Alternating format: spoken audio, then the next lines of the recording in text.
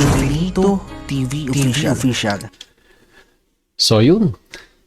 Inyo sa mga kabagis, this is Jubilito TV Official at eto na naman pumuli ang isang edisyon ng ating reaction video mga kalingap at kabagis na.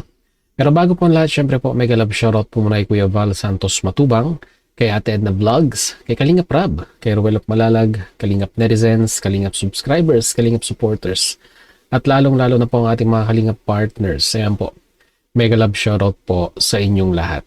So ito na nga mga Kalingap at kabagis, no? For today's reaction video, gawa lang po natin ang reaction at bigyan po natin ng ating opinion dito nga po sa naging recent video upload ni Starax TV, no? Mga Kalingap at kabagis, no? Pakisuportahan po, no? Kalingap Partners, K-Boys, Starax TV po, no? Matagal po nating nakasama yan dito sa Dubai at ngayon po ay masasabi na po nating isa na pong successful na Kalingap Partners na kung saan ay kasakasama po ni Kalingap Rab at talagang kahalili niya po, no? Ika nga nasabi ng mga ibang Kalingap netizens ang bodyguard ni Kalingap Rab. So talagang pinapahalagahan ni Starax ang sabihin na nating ang security ika nga, no? Lalong-lalo na pag lumalabas ng ibang lugar or out of the nga nila ba? Out of the country ba? O tama, nakapag out of the country na sila. At saka dyan po, no? Ngayon nasa Baguio sila na sineselebrate po ang kaarawan ng ating ama ng Kalingap na si Kuya Val Santos Matubang. Ayan, happy birthday, Papa Val. At yun, mga Kalingap at kabagis, no? So ito na nga, back sa ating issue na pag-uusapan ay kahapon po may video upload si Starax na kung saan ay kinapanayam niya po ang isa sa mga trending na Kalingap Partners din, no?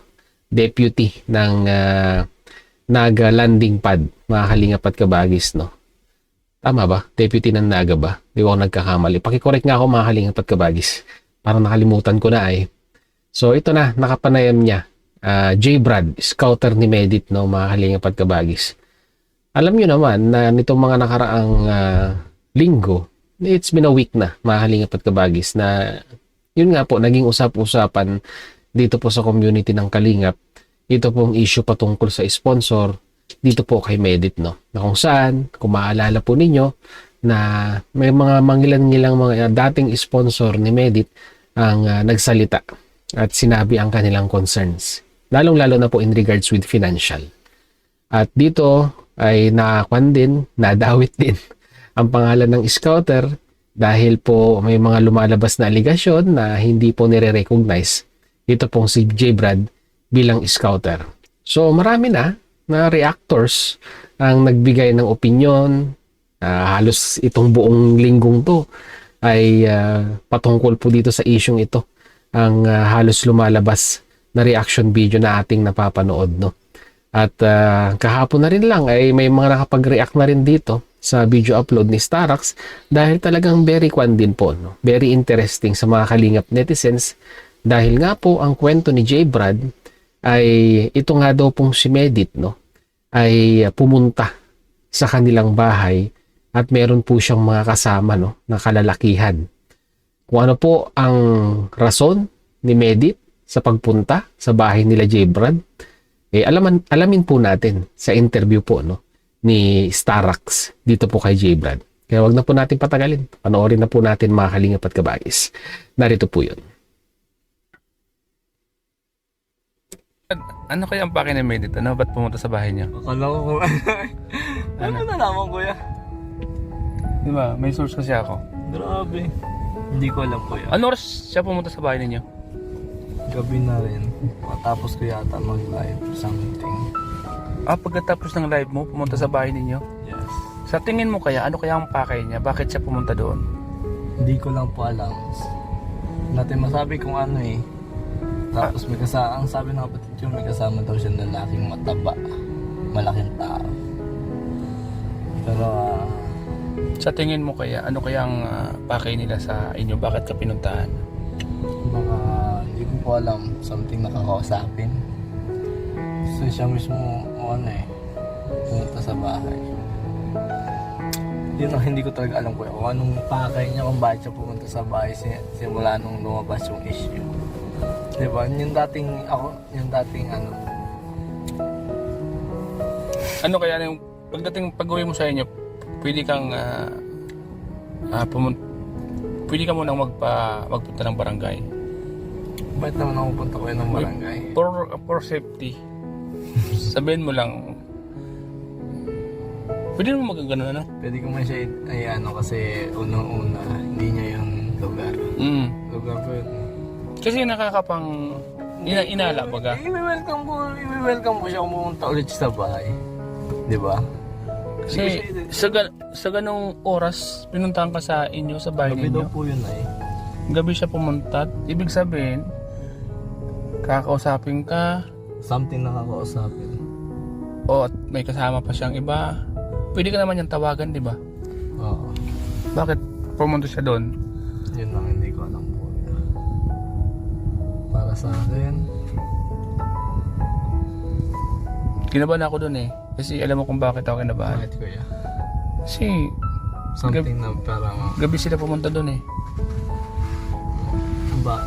anong Maraming pwedeng Ayun, isipin maraming doon. pwedeng isipin. Kasi unang-una, bakit pumunta may kasamang malaking tao taba daw, sabi ng kapatid ko. Pero hindi naman ako natatakot ko eh. Kasi dapat yun, bago siya pumunta doon, sabi man lang siya, OG Brad, nasaan ka ba ngayon? Ano ba? Pwede ka naman tawagan. O Saka pupunta alam ako niya sa man- inyo. Alam niyo naman nung nasa diet ako. Makikita niyo naman yun sa mga vlog ko, di ba kuya? Palaisipan baga ano? Kahit nga ako price mo, bakit? Si mama, buti na lang si mama, hindi niya nakatapat si mama. Kasi si mama nasa taas, nagbabantay ng kapatid ko, natutulog na. Yung pag yung nalaman daw na wala ako, umalis rin. Umalis kagad sila. Oo, umalis rin kagad sila. Kasi minsan kasi di natin nahawak yung mga isip ng mga ano. Pwedeng may gawing tama, pwedeng may gawing mali. Tama kuya. Kasi alanganing oras na yun, ba't ka pinuntahan sa bahay ninyo, di ba? Yun nga eh. Kaya chill lang muna tayo dito sa diet at magpapabagay naman na po tayo. Ano, kinabahan ka ba doon nung pagpunta niya? Sa tingin mo, kakausapin ka lang ba niya or mayroon siyang ibang... Kasi kung mag-iskandalo siya ang talod. Kaya, Kung mag-iskandalo siya sa bahay. Kasi una-una lugar ko yun. Diba? Kumbaga trespassing siya. Kahit hindi namin yung lupa. at saka ang mahirap doon, halimbawa, nakausap pa at gumawa ng iskandalo yung kasama niya, halimbawa, kung sino pa man yung kasama niya, mas lalong masisira siya doon kasi unang-unang nasa social media, di ba? Yes, opo. Pangalawa, di naman niya dapat gawin yun kung may ano man yung iniisip nila, di ba? Pero kung tama naman at makipag-usap ng maayos sa'yo, di wala namang problema yun, Oo, di ba? saka hindi lang kuya. Willing akong i-welcome siya. Oo. Kasi ba, una-una, ang ano na pag-uusapan naman yan. Pero parang hindi, parang malabo eh. Kasi kahit ako, nagiging plaisipan ko na pumunta sa inyo eh. Pagkasal- Gusto mo kuya, punta ka sa bahay. Kasi pag... Pagkatid mo sa akin, di ba? Uwi Oo. tayo. Pwede naman yung sabay ganun. ako sa'yo kuya. Mas maganda yung sinasabi natin ito para alam din kahit pa paano ng mga tao, di ba? At kung ano man yung mangyari, at least alam na nila na may pumunta sa bahay ninyo na ganun. Nabigla rin sila mama sa aking mga kapatid ko. So yun i-analyze natin ngayon itong naging kwentuhan ni J. Brad at ni Starax TV.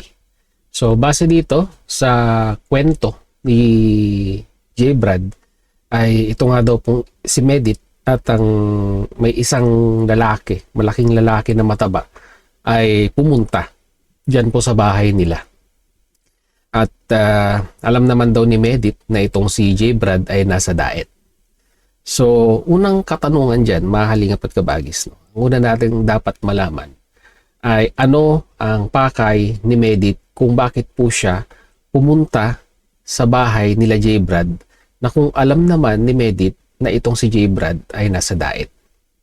Gusto niya bang makausap ang magulang ni J. Brad Gusto niya bang makausap ang mga kapatid ni J. Brad?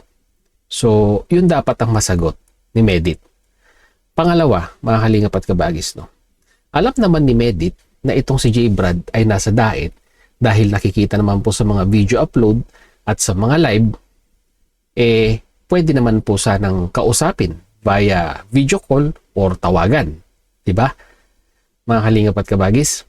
At pangatlo, mga kalingap at kabagis, bakit po sa dinami-dami ng oras na pwede pong pumunta sa bahay nila J. Brad, itong si Medit, ay bakit po mas pinili niya pong pumunta ng gabi or ng alanganing oras? So yung tatlong katanungan yan, mga kalingap at kabagis, ay kung gugustuhin ni Medit para po syempre malinis din ang kanyang side kung gugustuhin niya na dapat niyang sagutin. Kasi ngayon, ang mga netizens ay magtatanong, bakit nga ba? 'Di ba? Bakit nga ba kung pwede naman pong pag-usapan via video call ang topic or ang issue na dala niya sa pagpunta sa bahay ay kung po pwede naman pong kagaya na sinabi ko kanina, kung po pwede naman pong pag-usapan via phone or video call, ay ba't pumunta pa doon itong si Medit? So, sabi nga, tinanong kung nandun si J. Brad, sabi ng kapatid ay wala, ay umalis na rin. At hindi po talaga sinabi kung ano po talaga ang pakay. So, ang masasabi ko lang dito, mga kalingap at kabagis, no?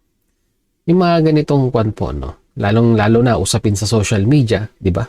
Sila ngayon ang usapan ay kung talagang gustong maklear ni Medit yung mga issue regarding sa kanya ni J. Brad, ay pag-usapan muna nila via video call or by phone ika nga, no, umamarapatin.